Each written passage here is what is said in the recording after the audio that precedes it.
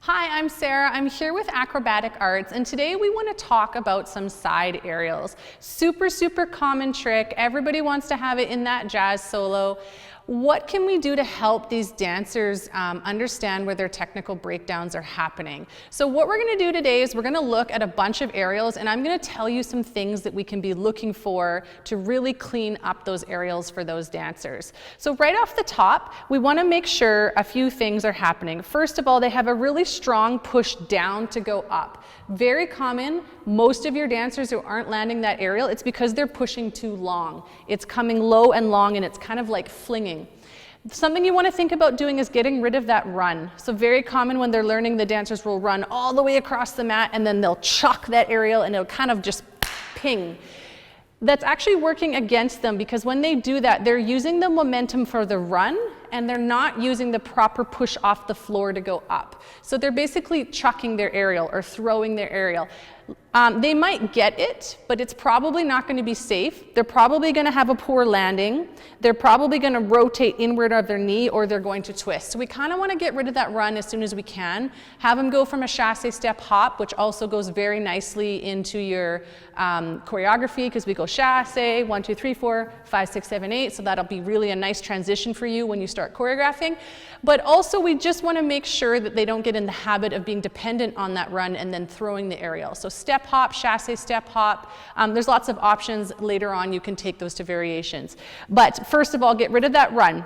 So now we need to make sure that they're doing a strong takeoff, so they're pushing down to go up. They have a really good strong kick behind them, so a really good grand battement. Very important that they keep their core super engaged. Very common when you watch your dancers, you'll see a lot of looseness happening in their torso. When that happens, you can think of it as all of their kinetic chain advantages being disconnected and disadvantaged. So what I say to my students, if I had a noodle and I threw it, or I had a pencil and I threw it, which one would go further? The pencil, because it's tight. You can launch a pencil. You cannot launch a noodle. It will just flop and land down.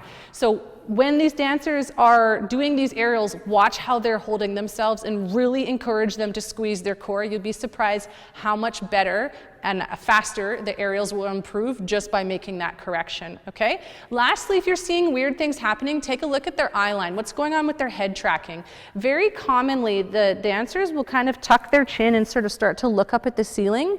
That will cause them to round in the back, and it'll cause them to fold or pike in the hips, and they get disoriented. They don't actually know where they are in space. So I would like to see the dancers be using their eye line as if they are on a balance beam. I want them to be able to kind of look for their foot landing on the floor before they plie and transfer.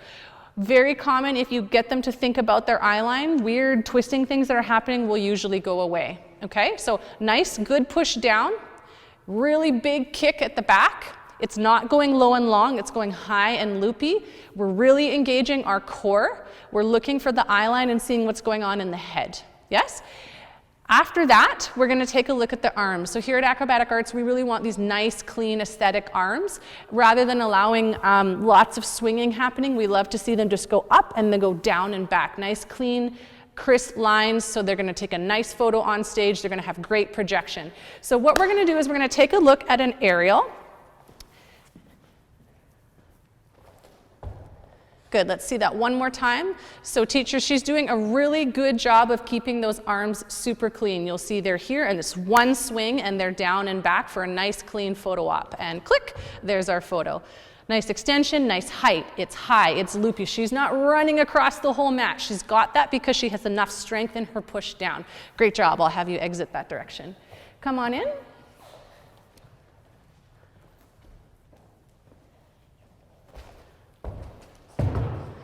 Okay, let's see it one more time. I actually need to be watching from the front to...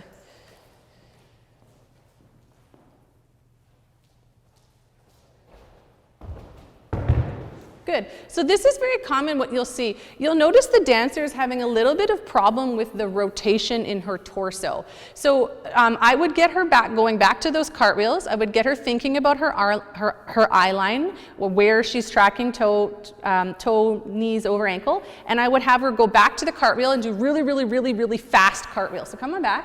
I want to see just a cartwheel, and I want to see it so fast. Just a cartwheel, yeah.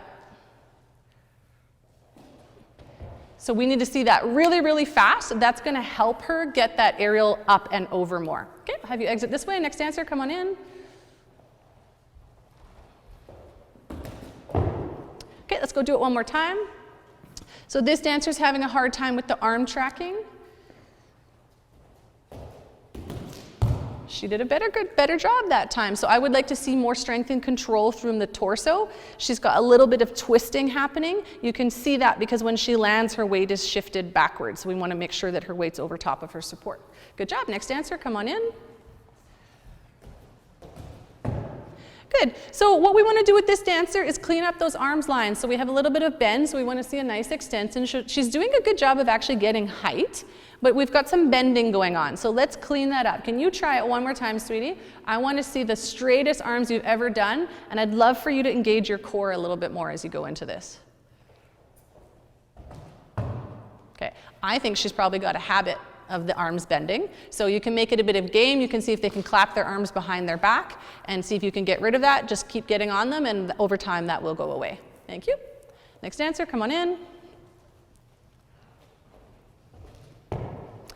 So what this dancer is doing is she's actually lost the advantage of the arm swing. So you'll see when she comes, she doesn't actually hit that full extension of the arm, which is going to help. It's going to create a nice line. It's also going to help with that whip over. She actually stopped and the arms didn't continue to follow through. So that's something we can be looking for. Do you understand what I mean?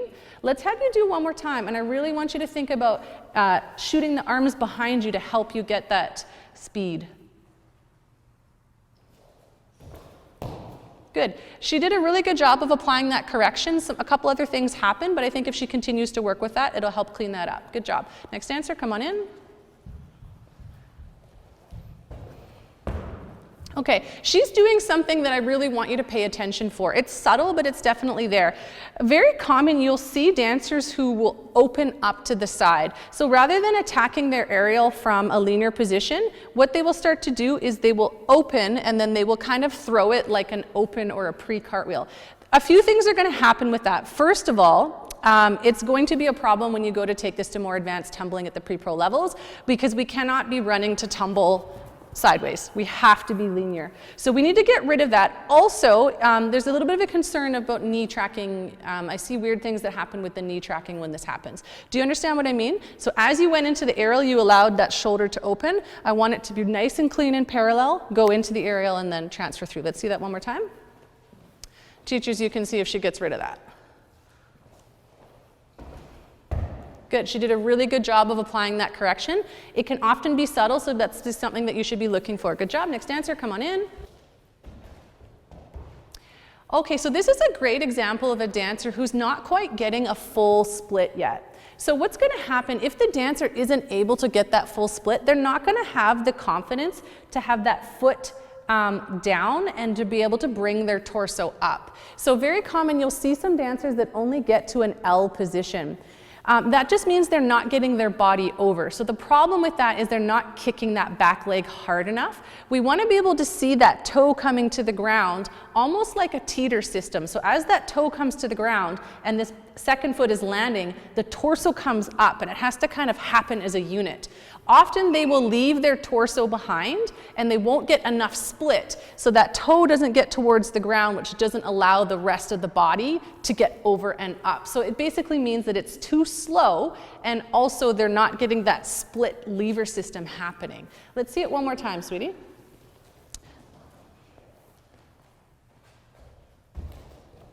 Good, that was a little bit. She applied that correction.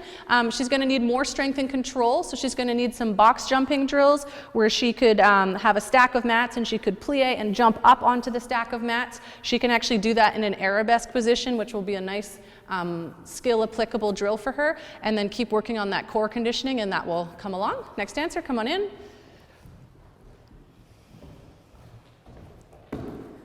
Okay, this dancer has what I would call a patterning problem. So she's working out the footwork and the timing of it. You can see there's a little bit of a delay in understanding. I would take this dancer back to all the one-handed cartwheels. So she'll show me all the one-handed cartwheels. I'll take her back to cartwheels and make sure that she's going nice and straight and that she's stacking really nicely. Let's see it one more time.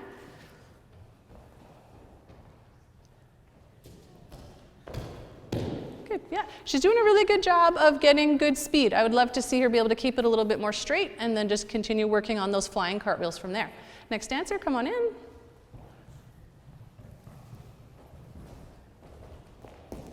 Good, so here's an example of a dancer who's going too long. As you can see, she really pushed out and we really need it to be short, tight, high, and loopy. Yes, let's see that one more time.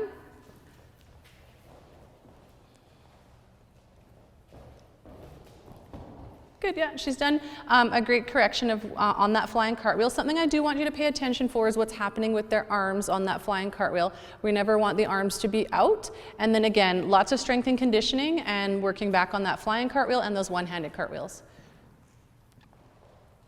Come on in.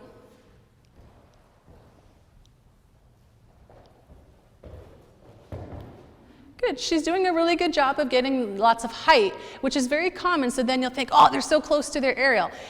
She's doing a really good job of that height, but you'll notice it was really long. So it's going to be really difficult for her to get that first foot down and for her torso to get up if it's that long. We need to keep it tight so that that toe can land and the torso can come up. Let's see one more time.